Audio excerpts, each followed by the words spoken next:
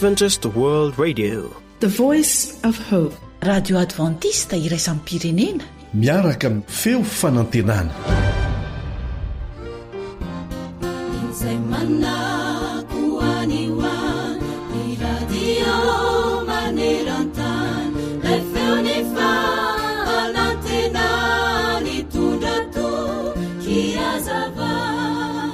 Tao anatin'ny adi-tsaina tanteraka ty olona ambony manakaja iray. Tsy mandray olona nizaniza mitady eo izy, dia nidiny ny varavaran'ny efitranony, namonjy tao am-pandrena izy. Tsy mahita tory akory fa mivadibadika fotsiny, ny maso mivandravandra, ny saina tsy mandry. Nanomboka alina ny andro, tsy ny sakafo izy, tsy niala tao amin'ny efitranony, eo am-pandrena ihany, tsy mahita tory akory fa mivadibadika fotsiny. Nizay nisy ny antso, na neny ny finday na ny telefona tsy noraisiny. Niverina naneny fanondroany, sositra izy ka nitsangana hamon'ilay finday. Izy nitsangana hamony iny no niverina naneny fanotelony, nilaza hafatra ilay telefona ka mba nojereny any alohany amonoana azy. Iza koa ary zany manelingely zany hoy izy, sady nosokafa novakiana ilay hafatra, ka izao no tao. Amin'izao alina izao, amin'izao adi-tsainao izao, diso ve Jesosy raha miantso anao fa mba tehiresaka aminao e? Jesosy, aiza koa no isy an'izany mandreborebo fotsiny, hoy izy sady nofafanina hafatra. Noho ny maraina ny andro, no velominy indray ny finday na ilay telefona, ka antso maro be no tsy noraisiny tao, ary indro nisy hafatra nanao hoe ireo ny pirofo fa niantso anao foana Jesosy fa tsy noraisinao. Teresaka aminao izy fa tsy nily ianao, Jesosy.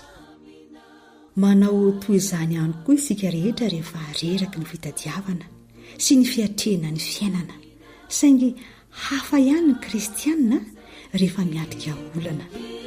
Misy fialan-tsasatra azo antoka ao amin'i Jesosy. Jehovah ny mpiandry ahy, tsy nanjava-mahory aho, mampandry amin'ny maitso izy, mitondra ahy eo amoron-drano fialan-tsasatra izy. Moa azontsika atovy ny miteny toy izany. Salamo 3:2, ny 1 sy ny 4.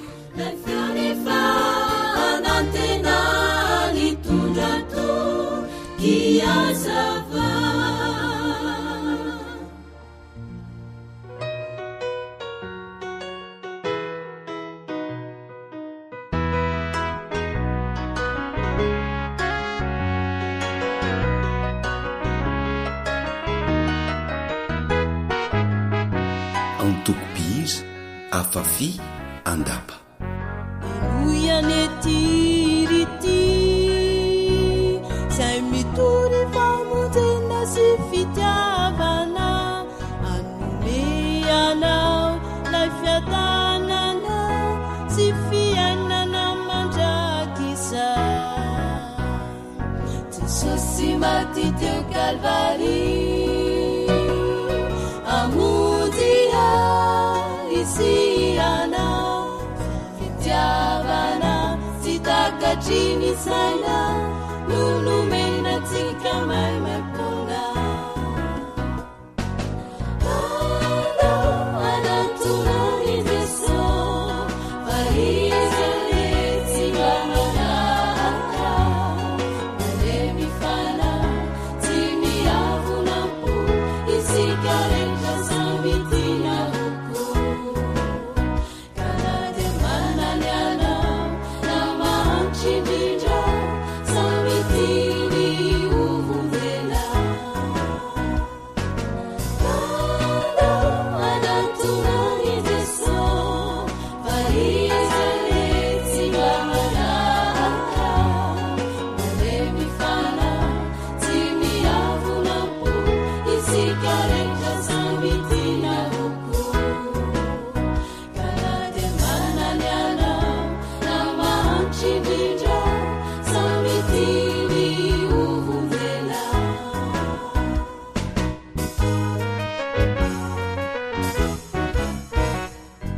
ilay feo fanantenana.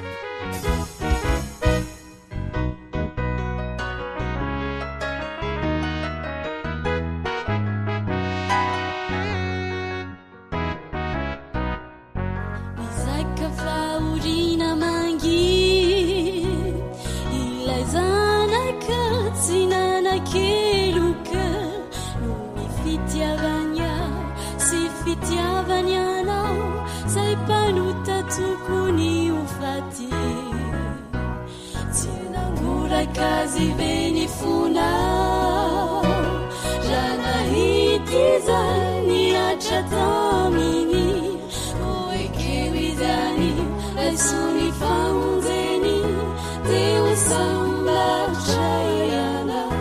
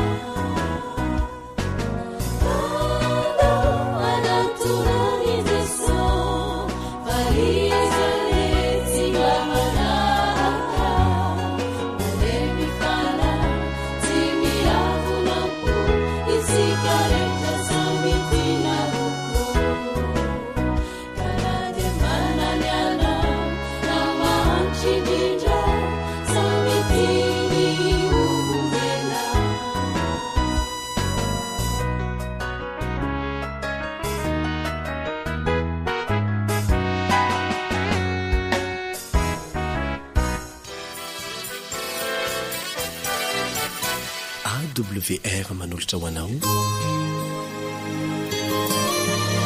ilay feo fanantenana.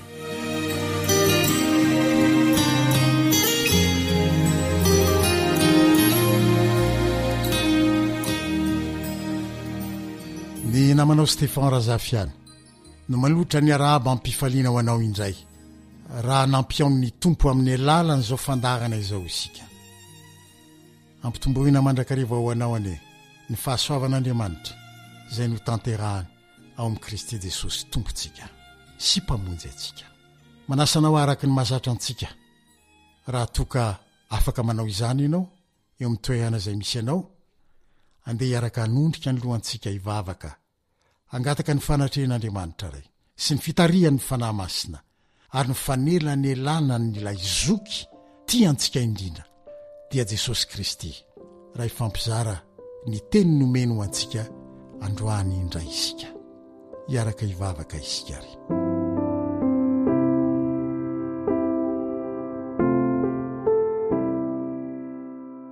Jehova ray tsara sy masina indrindra ny an-danitra amin'ny alalany Jesosy zanakao manatona anao amin'ny mpanitretena sy amin'ny fahatokiana fahandray anay ianao ampanitretena satria tsy mendrika ny izay mahatsapy izany no ny asan'ny fanahinao taty anatinay dia mamindrafo aminay tombo ary mianoa ny vavakay fa maniry andre ny feonao izay maniry atsapa ny fanatrehanao izay valio ny vavakay ary Jesosy lay mifona ho anay eo anatrehanao no irina indrina mba ampita izany fangatahana sy faniriana izany dia mba hivaly fitahina ho anay izany vavaka izany noho ny anaran'i Jesosy hiaino ianao hanatrika ianao hanome hery ianao hiteny ianao misaotra tompo amen.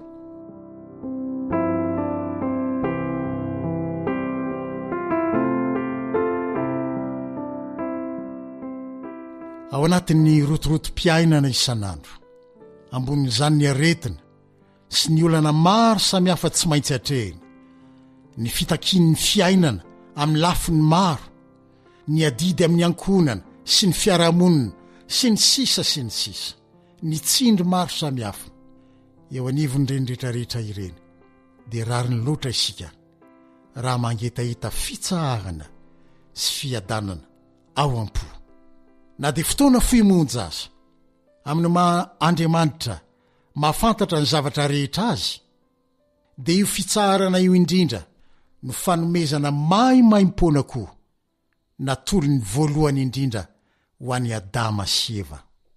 Hitantsika izany ao amin'ny bokin'ny Genesisy 2 andininy voalohany hatramin'ny 9. Genesisy 2 ka hatramin'ny 9. Fa rehefa avy nitsodrano azy mivady Andriamanitra, ary nahita fa tsara indrindra zay rehetra nataony, dia nitsahatra izy ary azo antoka fa nitsahatra niaraka taminy koa i Adama sy Eva, na de tsy nisy asa mandreraka na de kely akory aza nataon'izy ireo. Eto de mampahafantatra antsika ny Baiboly fa ny fitsarana voalohany nomen'Andriamanitra de mialoha ny asa sy ny fiatrena ny didy amanandraikitra mandritry ny herinandro. Tsy adintsika raha mamaky ny Baiboly fa andro fahenina no namoronana ny Adama sy Eva. Tsy misy asa nataony mihitsy, fa ny andro 7 de nitsahatra niaraka tamin'Andriamanitra izy. Tanteraka sy feno ny famoronana ny tontolo nataon'Andriamanitra hivelomany Adama sy Eva, ary ny hibanjana izany tontolo tsara indrindra izany. Misy izay rehetra ilain'izy ireo eo amin'ny andavanandrom-piainany hatramin'ny tsipiriany madinika indrindra. Natolotr'Andriamanitra azy mivady ny ampitso ny namoronana azy. Izay no tian'Andriamanitra ho nataon'izy mivady voalohany indrindra. Toa te hampianatra azy mivady ireo Andriamanitra, fa tsy amin'ny alalan'ny asa ataon'ny olombelona no azahoan'izy ireo ny fitsarana feno sy ny fiadanam-po, fa ao aminy, ao amin'Andriamanitra izany, sy fanomezana avy aminy ihany izany fitsarana feno izany. Taoty aoriana ela, rehefa niditra ny fahotana ka nanakorotana ilay tontolo tsara indrindra teo amin'ny famoronana Satana, de mbola nitoetra hatrany io foto-kevitra io raha manasa ny olona hahatsiaro ny fitsarana amin'ny andro 7 Andriamanitra amin'ny fanehoana ny sitrapony ao amin'ny didy 10. Voasoratra ao amin'ny Eksodosy 20 ka ny 19 hatramin'ny 1:10. Raha mamaky io tenin'Andriamanitra io ianao, de voalaza ao fa manasa ny olona rehetra izy rehefa reraky ny asa sy ny adi-piainana mandritry ny 9 andro, mba tsy hanadino fa raha mamela ny asa mandrarahana izy ireo amin'ny andro 7, tahaka ny tamin'ny andro famoronana, taorinan'ny andro famoronana, dia ahita fitsarana ho aminy ary anome azy ireo izay rehetra ilainy mandritry ny andro 9 manaraka indray izy, toy izay nataony tamin'ny Adama sy Eva razam-betsika raha teo. Tian'Andriamanitra ny tsy hanadinoy ny taranak'olombelona mandritry ny taranaka mifandimby rehetra, fa ao aminy ihany no misy ny tena fitsarana sy izay rehetra ilaina eo amin'ny fiainana, koa dia asainy izafy ianao mba hanao izany fanandramana izany isaky ny tapitra ny andro 9 nanatanterahana izay rehetra nokasaina atao sy izay tsy noheverina atao akory aza. Voninana anome anao fitsarana izy, fa ny anaingatahany aminao dia ny hamela ireo asa nandreraka anao rehetra kanefa tsy nitondra fiadanam-po sy fitsarana ho anao akory. Izao indrindra no lazain'ny Baiboly ao amin'ny Hebreo 4 andininy 10. Hebreo 4 andininy 10 amin'ny anaran'i Jesosy. Fa izay niditra tao amin'ny fitsahahany dia izy koa ny nitsahatra tamin'ny asany, tahaka n'Andriamanitra tamin'ny azy. Baiboly diema de mandika izany teny izany ho toy izao: fa izay tafiditra amin'ny fitsaharana voaoman'Andriamanitra dia mitsahatra amin'ny asany tahaka ny nitsaharan'Andriamanitra tamin'ny azy. Eo amin'ny 9:10 aza de hoy ny tenin'Andriamanitra manao hoe: ko aoka isika hazoto hiditra amin'izany fitsaharana izany. Manasanao Andriamanitra mba azoto tsy antehitra amin'ny asa ataotsika fa kosa iantehitra aminy sy ny fanomezana atolo ny irery ihany raha tiatsika ny ahita fitsahana sy fiadanam-po. Hoy Jesosy manampy izany fanasana izany ao ny Matio 21:10 tokisy andininy fatatsika loatra.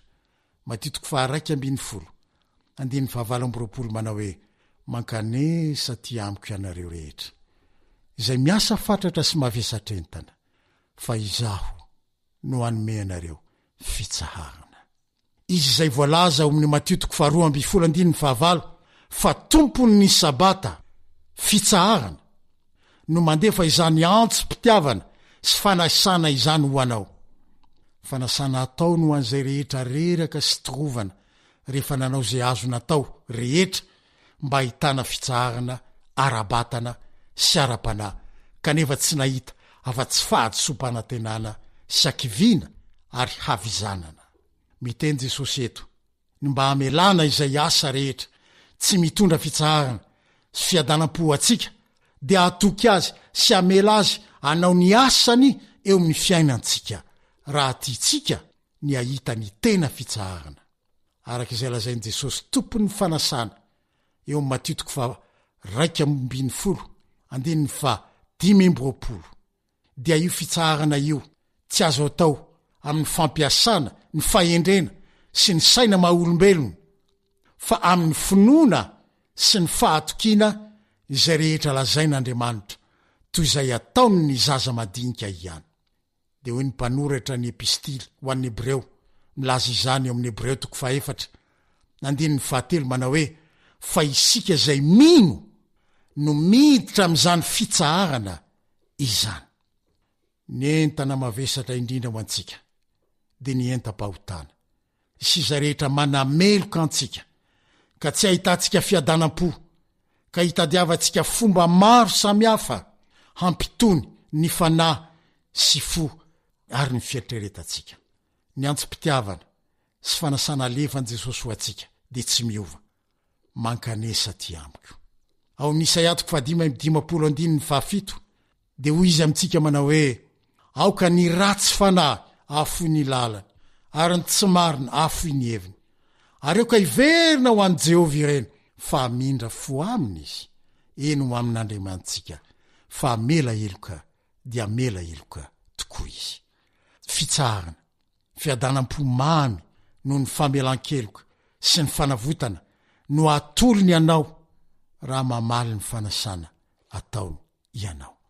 Mankanesa, mahatsiarova, ankehitriny, mariky ny fotoana, ampiasaina eo amin'ireo fanasana ireo. Averiko indray, mankanesa, mahatsiarova, matoateny tanisaina amin'ny endrika ankehitriny izany.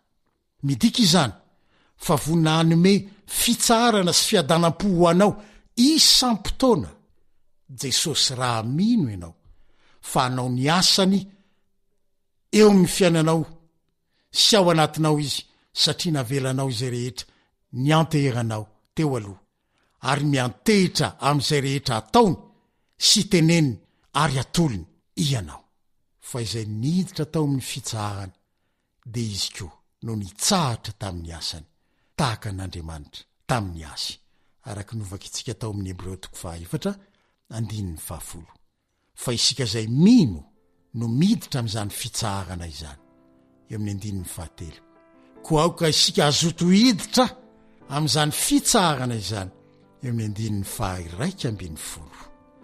ny fanireko dia mba azoto hiditra amin'ny fitsaharan'Andriamanitra dia ny sabata izany na sabotsy amin'izao androntsika izao andro 7 amin'ny herinandro. Hino isika dia azoto hiditra amin'ny fitsahany mba handraisantsika fiadanam-po sy fitsahana feno miaraka amin'i Jesosy. Tanterahana aminao izany raha mino ianao. Mandra-peona indray aho ho amin'ny manaraka raha sitraka ao.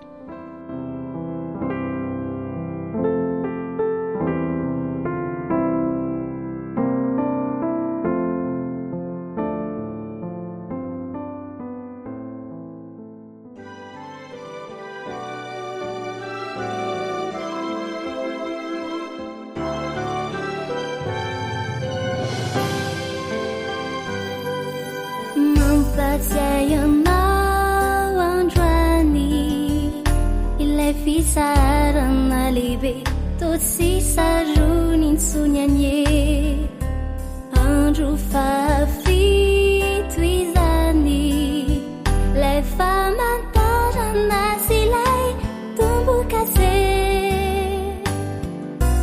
lay sabata masina toko lay tsy mba manambazo zay nitsarany jeso fahatrany andany trany de io no andro ivavahana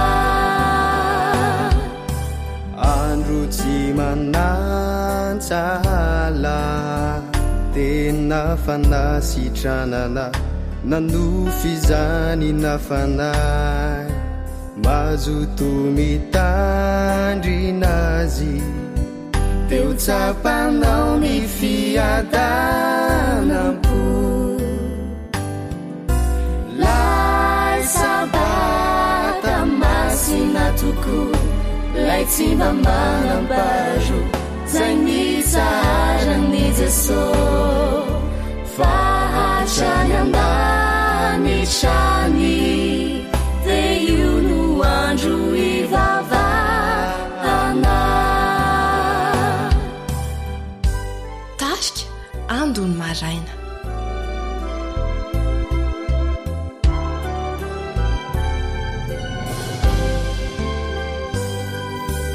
io sabata io iany no amantarany anykio ireo nanaiky nitsito ao anaty didy folo andezahao rambola tsy tanao lay sabata masina toko lay tsy mba manambazo zay nitsarany jeso fahatrany andany trany de io no andro ivavahana lay sabata masina toko lay tsy mba manambazo zay nitsarany jeso fahatrany andany trany de io no andro ivavahana radio feo fanantenana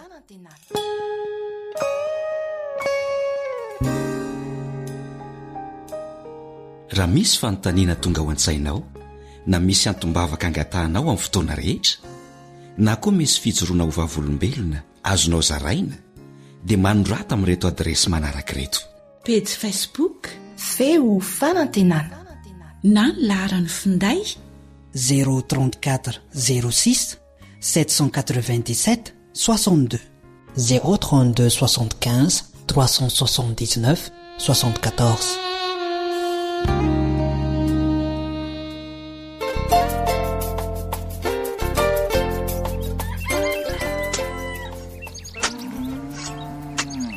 asa sy tontolo hiainana voakolo antoky ny fahavelomana re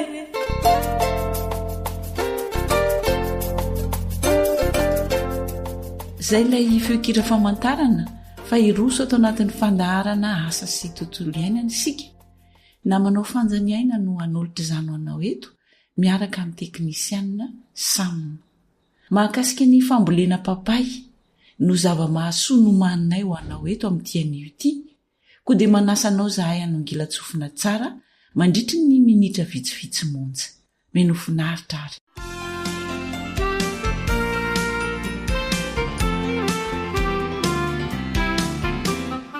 anisan'ny zava-mahasoa satria sady azo atao sakafo no atao fanafody no fidiram-bola tsara ny voankazo atsotsika hoe papay.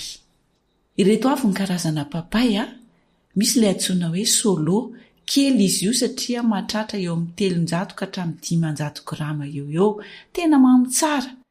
dia misy indray ny sunrise mena ny nofony tsy dia mamy loatra izy a. dia misy ihany koa ny solo sunset karazana matanjaka malaky mamoa ary madinika ny voany nefa feno izany hoe nofosana ity karazana papay anankiray ity. Ary anisany anankiray ihany koa karazana papay antsoina hoe solo waimanalo. Anisany mamy tsara ihany koa io karazana papay io. Raha ohatra ary ianao ka maniry amboly satria izany ny tsara indrindra dia tsy maintsy ilaina izany fahafantarana amin'ny ankapobeny ny tany ny toetrandro mety aminy ny fanomanana ny tany ambolena azy. Andeha ary iroso amin'izay isika.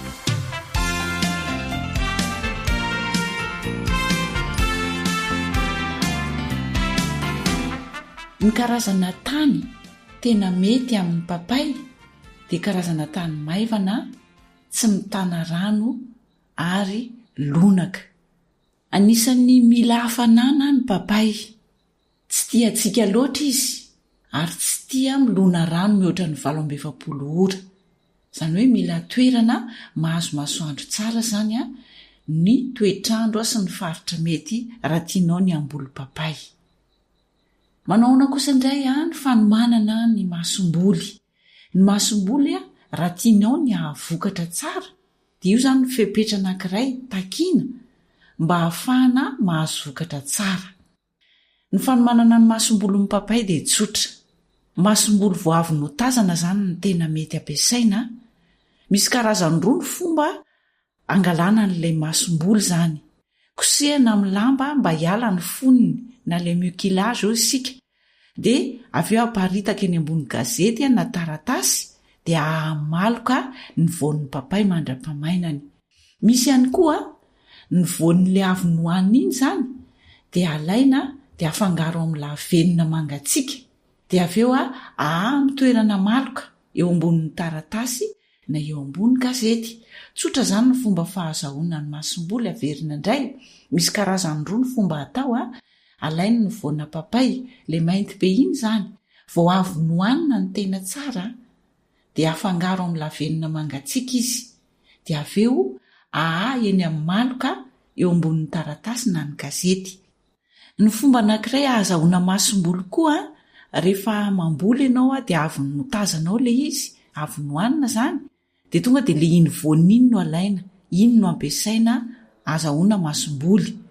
Dia kosehana amin'ny lamba izy mba hiala le foniny. Dia aparitaka eo ambony gazety eny amin'ny toerana maloka. Tsy atao amin'ny masoandro izany fa amin'ny toerana maloka mandrakariva no anahazana ny masomboly.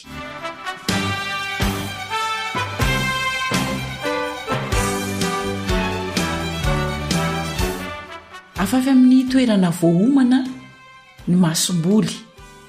Rehefa vonona izany ny masomboly avy nikarakaraina teo aloha dia izao afafy amin'ny toerana voahomana izy ka atao mielanelana 5 na 20 cm izany ny elanelan'ny masomboly. Azonao atao ny manao masomboly 2 na 3 isan-davaka tsy maninona fa ny elanelany fotsiny no atao 15 ka hatramin'ny 20 cm. Na avy hatrany dia atao anatin'ny pot plastika izy raha tsy tianao afafy eny amin'ny toerana amafazana azy. Mitsiro ny voan'ny papay afaka 15 ka hatramin'ny 20 andro aorian'ny amafazana azy.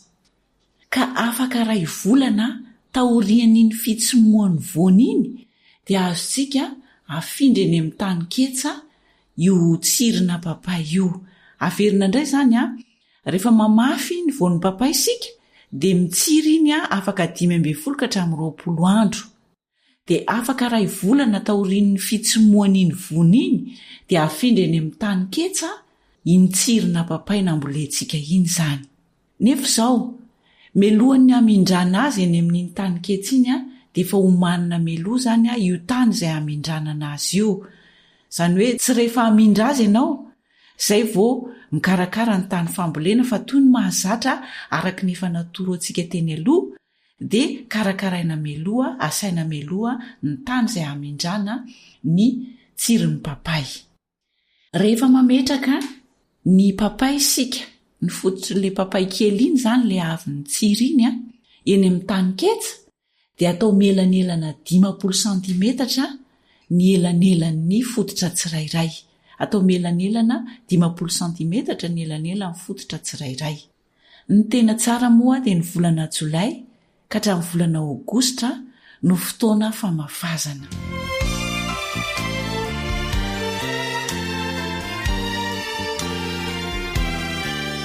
Nresahantsika teo fa mila manina ny tany izay ametrahana ny zanaka papay. Dia toy izao zany ny fanomanana ny tany kosa rehefa tena amboly amin'izay isika. Ray volana mialoha amin'ny fambolena dia efa vononina ny lavaka. Manao lavaka lehibe anankiray zany isika dia atao mirefy 50 santimetatra ny alalany, 50 santimetatra ny sakany ary 50 santimetatra ny lavany. Mitovy avokoa zany ny refiny zany fa 50 santimetatra. Dia afangarontsika ny zezikombo na komposta. Io zany ny tena tsara ny komposta. Afangaro tsara amin'ny tany dia totofana aloha ny lavaka. Aveleo mandritra ny ray volana. Rehefa mirefy 50 santimetatra ny halavan'ilay zanakazo kely, ilay zanaka papay zany, tokony eo amin'ny 3 volana eo dia izay vao afindra eny amin'ny samboankazo iny fototra papay iny. Zany hoe voalohany mamafy dia rehefa mitsiry le izy dia atao eny amin'ny taniketsa dia aveo izay vao atao eny amin'ny tany tena ambolena azy amin'izay zany. Homanina ray volana mialoha aloha ny tany izay ametrahana azy 50 santimetatra ho isika ny habean'ny lavaka na ny avony na ny sakany na ny lavany. Dia ao anatiny eo asiana komposta mifangaro amin'ny tany dia aveo totofana ny lavaka, zany hoe fenona zany anio fangaro anatin'ilay lavaka. Rehefa feno 50 santimetatra ny halavan'ny zanakazo na ilay zanaka papay afaka 3 volana eo dia izay vao afindra eny amin'ny samboankazo ilay zanaka papay. Ka atao mielanelana 3 metatra manaraka ny lavany ary 2 metatra sasany manaraka ny sakany ny zanaky ny voankazo tsirairay. Averina indray zany fa rehefa afaka 3 volana eo ka mahatratra 50 santimetatra ny halavan'ny zanakazo, izay isika vao mamindra azy eny amin'ny samboankazo. Dia atao mielanelana 3 metatra ny elanelan'ny lavaka tsirairay zany manaraka ny lavany, dia atao 2 metatra sasany kosa ny elanelan'ny lavaka tsirairay manaraka ny sakany. Ny tena tsara zany raha arahanao tsara ireo volana famafazana sy ny volana famindrana dia ny volana novambra ka hatramin'ny desambra ny fotoam-pambolena mba ialana amin'ny fanondrahana be loatra.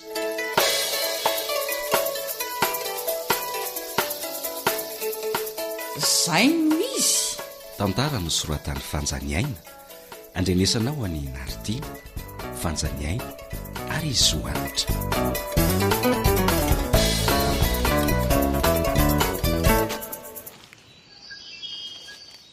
Ai mafany zany andro zany mba omeo akely le satroka eo akaikinao eo ro voirana. Tena mila maky losola mihitsy le masoandroko no tsy hitako eto zany satroka zany ry be manana. Tsy efa niraisinao ve le izy teo matiarika mihitsy ianao tika. Mba jereo tsary nine fa ino reny satroka ro eny andohanao reny lazaina fa zany very tadidy nefa ry atray ireny satroka fa mba tsy tsaroko kely tamin'iny iny fa leo kosa aloha mba zaraina ny raharaha be manana. Fa zaraina hoana indray raha matoa aleo zany no mamafy ny voan'ny papay mo ianao manisy zezika sy manoditra tany azy avy eo ka andraso aloha tena le masom-bolo tsara velo inentinao iny io so de nafangaro tamin'le voanina papay nataon'ny ankizikilalao manko ka tsy tamin'le papay masaka efa mavo be sy matoy tsara reny ve no nangalana ny voany avy jereo tsara ny sokafako tsy zao masom-bolo tena mety afafy izy reto voany maintimainty reto ka tanao zany ary efa natapy tsara velo izy reto raha matotia ka tsy ianao ihany ve ny nanoro hoe kosehana amin'ny lamba ny vonina papay voavy no tazany mba elan'le odiny de ino no atapy eo ambonin'ny taratasika eno fa tsy atapy amin'ny masoandro akory izy rehefa mana azy fa eny amin'ny maloka ka tsy ianao ihany ko very be manana nanahandreto tao ambany lavarangana marina re zany fa ianao koa le retsy ty rangaty koa ary maninona mora mba zany ray no mamafy efa mba areraka mandrefy ny elanelan'ny tsipika metrana ny masomboly ako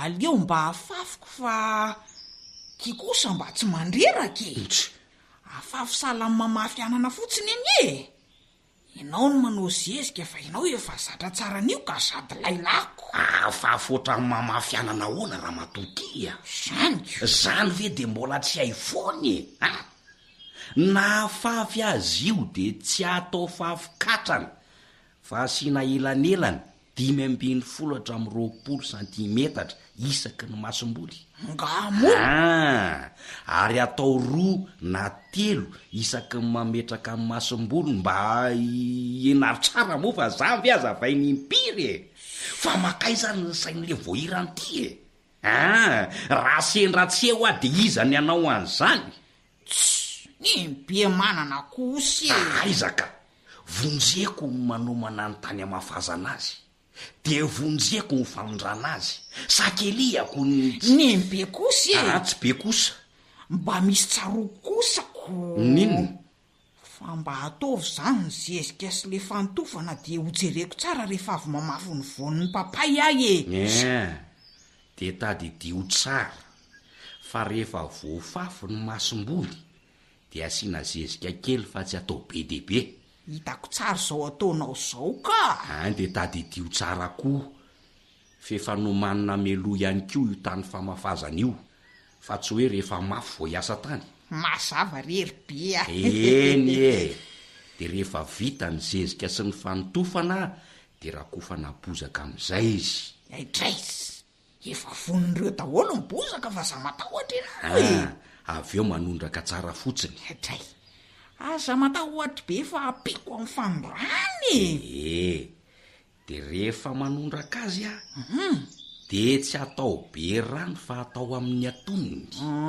tadidio tsara ne zay ry voahirany eno ary atao intelo isan-kerinandro de afaka tapabolana tao arin'ny famafazana moa izy reto de efa mitsiry eny mitsiry ny vonina papay zany afaka 520 hatramin'ny 20 andro tao arinan'le famafazana kay tsara kosa de ray volana tao arinan'ny fitsiriny vo afindra ao anaty pona afindra any amin'ny tany janakanana ny zanaka papay eny tokoa tsaroko zay ka mba tsaro de atao 50 centimetatra ny elanelan'ny fototra tsirairay rehefa mamindra azy de afaka afrina moa zany sika vo afaka mindra ny zanaka papay ery amin'ny tany tena ambolena azy afaka 3 volana ny hoany zany zany hoe rehefa mahatratra 50 centimetatra ny alavan'le zanaka papay de tsarovy tsara fa ray volana melohan'ny famindrana azy de ho manina melony tany ambolena azy so de manaonao foana indray ty raha vo orbe aenaoko voahirana iny fa de tsisy hainao mihitsy ve ty fambolena papay ty reraka manazava fa am'sisa sady manao ianao mianatra ka be kosa de tsy mba azo antanina mihitsy ka raha vo vita kosa aloha ty azo tiry voahirana aleo mihitsy aloha mba akaina kily sambasamba kosa ty be reko hoe akaina ao an-trano ianao kosa fanga kosa de hoe hipetrapotsiny ao an-trano fa nde mba hoery amin'ny rainkoto hijery adina koa ndray zay manko mba hafantarako anao sy rainkoto de amin'ny firy ndray vo ody zany ianao koa fanga kosa hoe adina kolahy fa inona adina ko vavindray aha mba jirina zay tena tsara ofana sy matanjaka amin'ny zalahy ka tsy aro sakafo tsondray zany rehefa any zay indray tandre misody hoe marary avavoniko marary fa eo enao sy ny tranonao rabe manana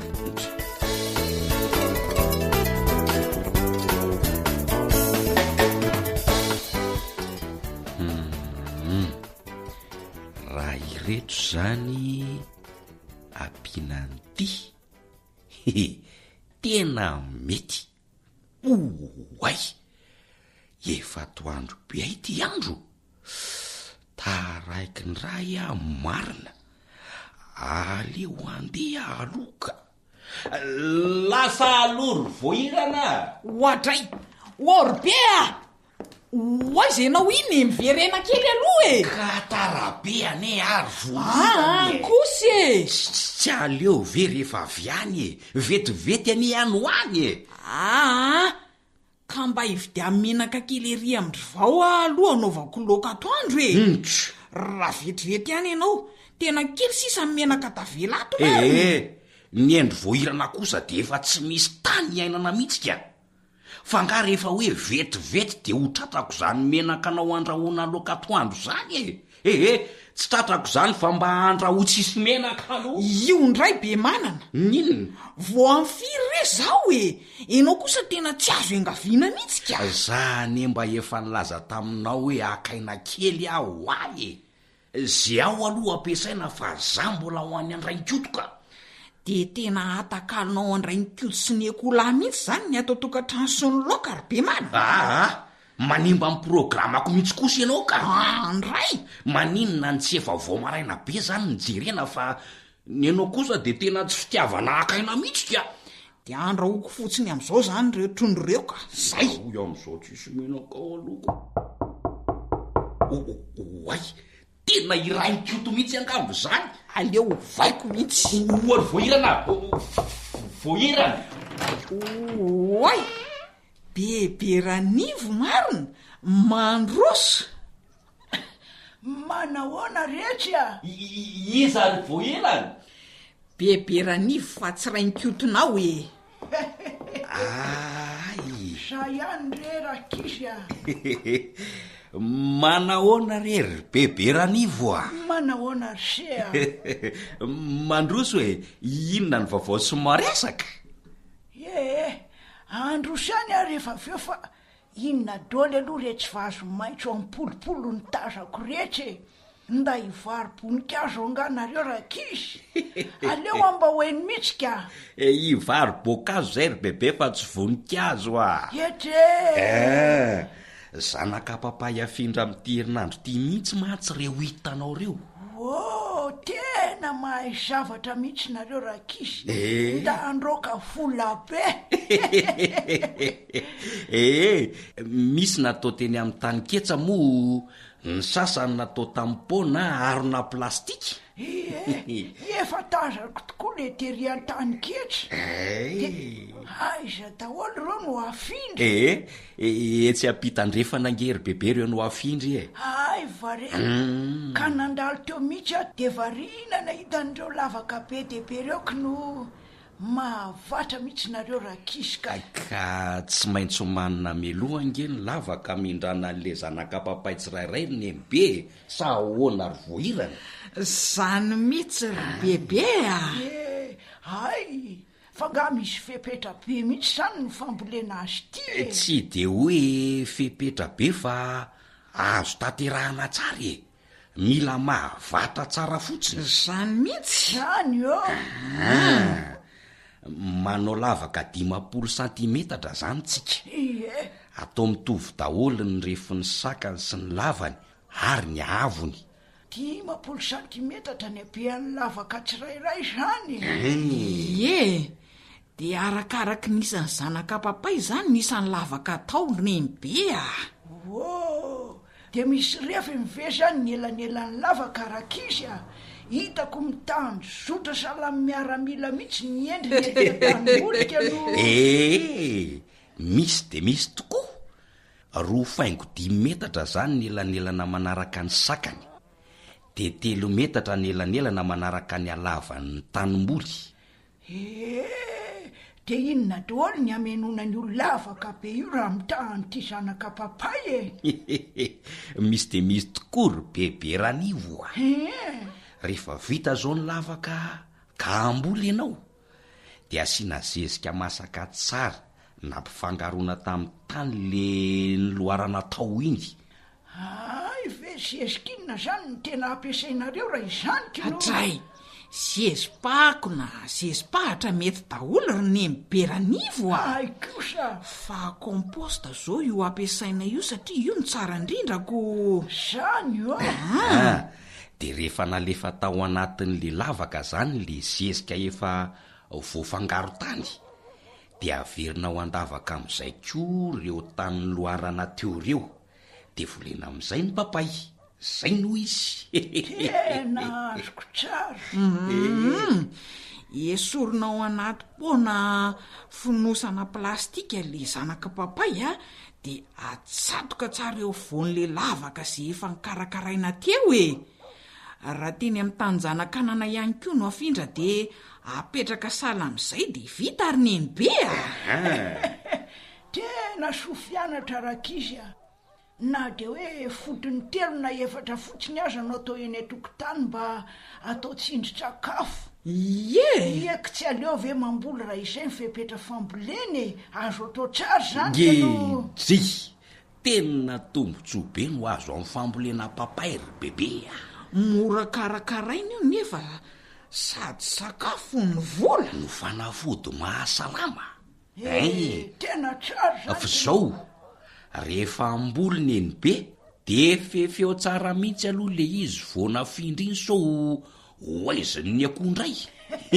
Hitako maromaro ihany mantsy ny akoho anareo mandehandeha eny. Marina mihitsy zany. Tena marina zany ry anaka. Fa andao aloha androso any an-trano fa de vokisan-dresaka eto atokotany fotsiny ve ianao e. Sady efa mikarakara sakafo zay a. Endre hiditra ihany a sady mba ampanjaitra nyity zipoka eloko ty amin'ny voahirana ka asa raha andro sakafo fa reto famboleny reto ny tena mahavarinaka no. Androany kosa aloha enao tsy maintsy mba misakafo aty e. Ihinana trondro nandrahoana amin'ny fomba hafa mihitsy tsika androany satria tsy asiana voahirana. Fa nga tsy mainky andeha indray moa ty be manana. Ento koa mandeana ry be manana fa ny elingeleniko ianao a mbola hoeny amin'ny rainkoto io rehefa avetika no. Tsy mainka ho aiza zany fa le raha matodiko mandroso rery bebe fa hividy menaketsy vetivety a. Ay tokoa mo. Trondro mantso lokatsika androany ry bebe. Tena eo amin'ny akafisako azy sady azay mihitsy indrindra le somary maimay be menaka iny tena nahay tonga mihitsy ianao ka. Talentan-dravo mihitsy angety mahandro an'ity trondro e. Zay fa lasa aloha. Eny ary or be ao anandray e. Aiza ny tavoangy asiana menaka e. Lera matody. Ka aiza ho any tavoangy. Dray marina. Aza omena tsindrery bebe fa tsy maintsy novana amin'ny programa ny mantsy ry neny be a. Programa inny e. Aiza le tavoangy ry voahirana. Mabe vatanorina mihitsy nareo. Zay misy.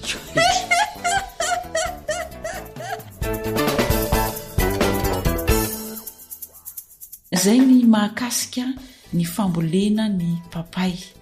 Afafy afindreny amin'ny tany ketsa zay vao atao eny amin'ny toerana tena ambolena azy. Tsotra nefa azo tanterahana tsara ireo fepetra izay natoro anao teo mikasika ny fanomanana ny masom-boly sy ny fikarakarana azy, fanomanana ny tany ketsa ary ny fanomanana ny tany izay tena ambolena ny voankazo. Dia anjaranao zany a manao fampiarana.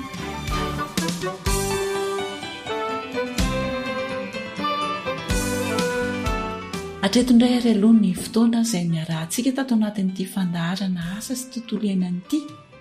Manome fotoananao indray amin'ny manaraka raha sitrapon'andriamanitra. Mandra-pionao.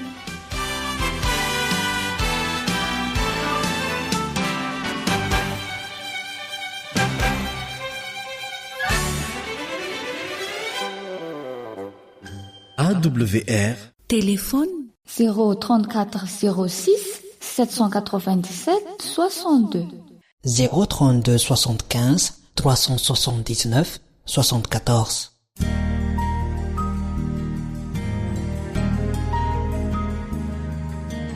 Faniteninao no fahamarinana. Taridalana manokana fianarana baiboly avoaka ny fiangonana advantista maneran-tany. Iarahanao amin'ny radio feo fanantenana.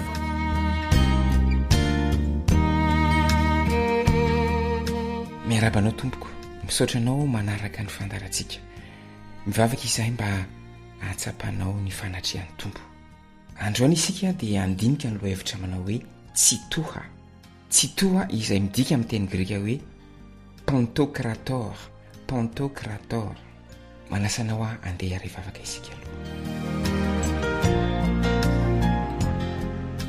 Rainay izany an-danitro misaotranao no zao fotoana mbola amindranao fo aminay izao ka mbola iresahanao aminay, ananaranao anay ary iantsonao anay eo amin'ny famonjena. Mangataka izahay mba havelanao ny elokay ary hodiovinao ny fonay, aizanay mandray tsara ny teny izay hozaraina amin'ny androany. Amin'ny anaran'i Jesosy Kristy no anaovanay izany vavaka izany. Amen.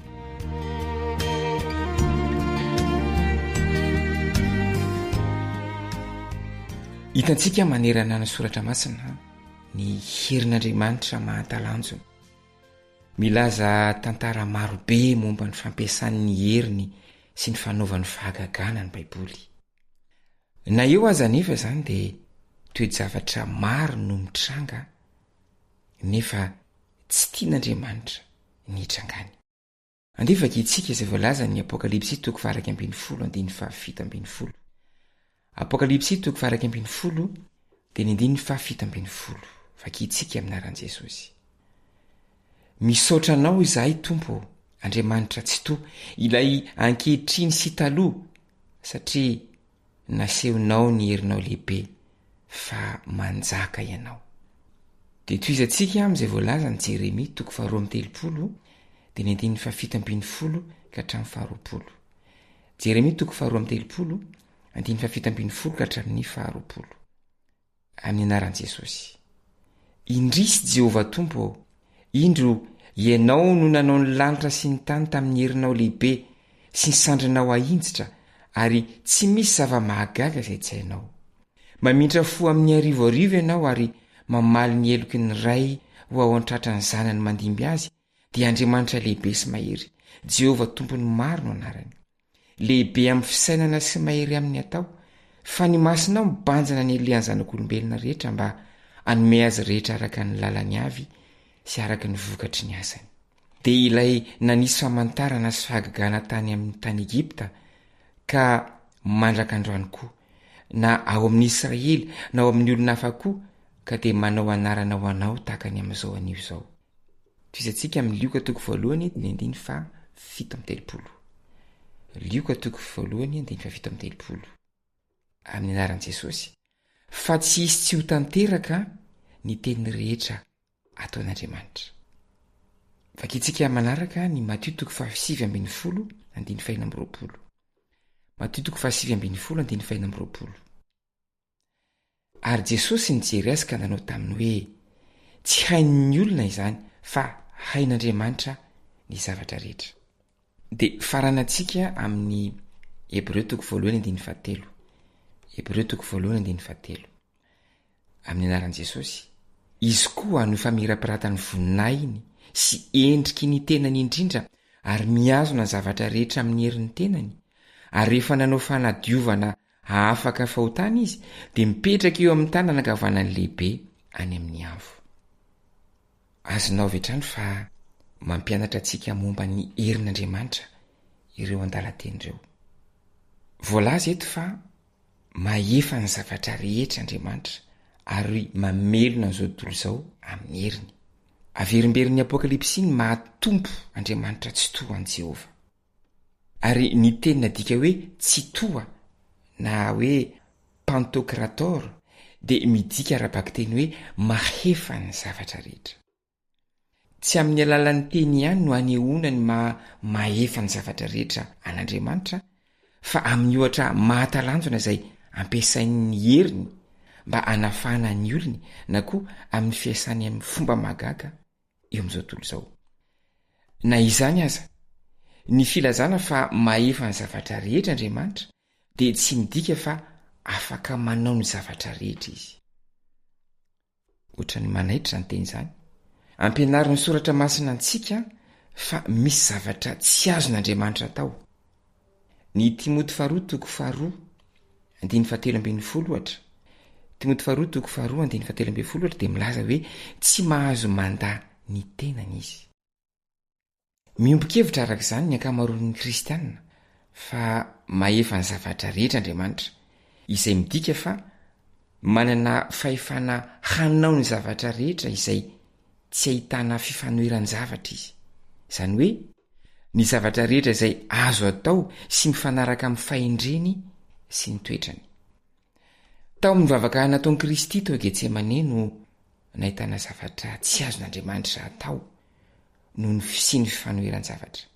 Nanambara Kristy fa hain'Andriamanitra ny zavatra rehetra ao amin'ny Matio toko 7:20 nefa nanao fangatahana tamin'ny ray toy izao koa izy rehefa nanakaiky ny fotoana anomboana azy tamin'ny fijaliana.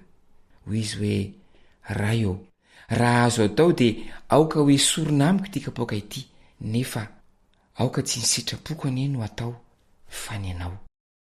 Matio toko 4:7. Mazava loatra arak'izany fa ananan'ny ray ny fahefana hoenti manafaka ny Kristy mba tsy hiaretany ny fijaliana amin'ny fijaliana, saingy tsy afaka nanao izany izy no sady mamonjy ny mpanota ihany koa. Ny ray tamin'ireo ihany no tsy maintsy ny fidiny.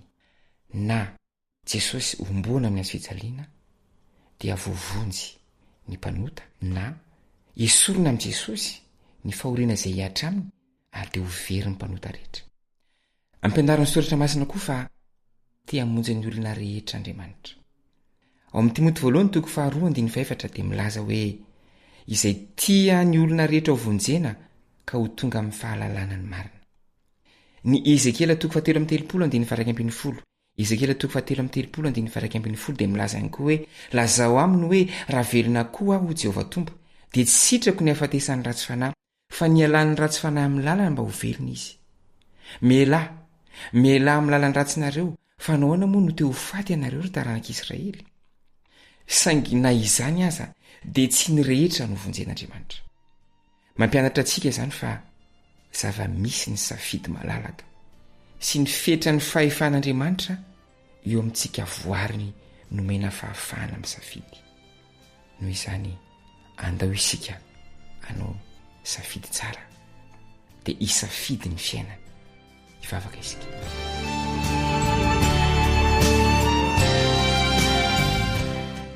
Rainezany an-danitro misaotra noho izany teny izany, mazava fa nomenao anay ny safidy na fiainana na fahafatesana na fahoriana na fahasambarana. Ka sio ny fonay, ny fovatonay sy ny foratsinay izay tia ny ratsy mba ahita ny fahatsaranao ka isafidiananay ny fiainana. Dia misaotra anao mamaly izany vavaka sandratra izany amin'ny anaran'i Jesosy Kristy. Amen.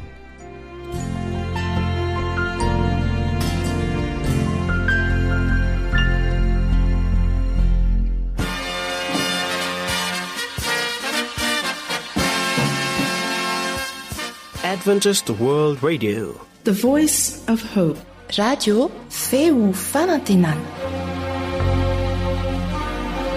Narahanao teo ny fandaharana no vokariny ny feo fanantenana amin'ny teny malagasy izay azonao averina sy alaina maimaimpoana amin'ny alalan'ny YouTube, Facebook, feo fanantenana. Mirary 420 ora finaritra ho anao ny AWR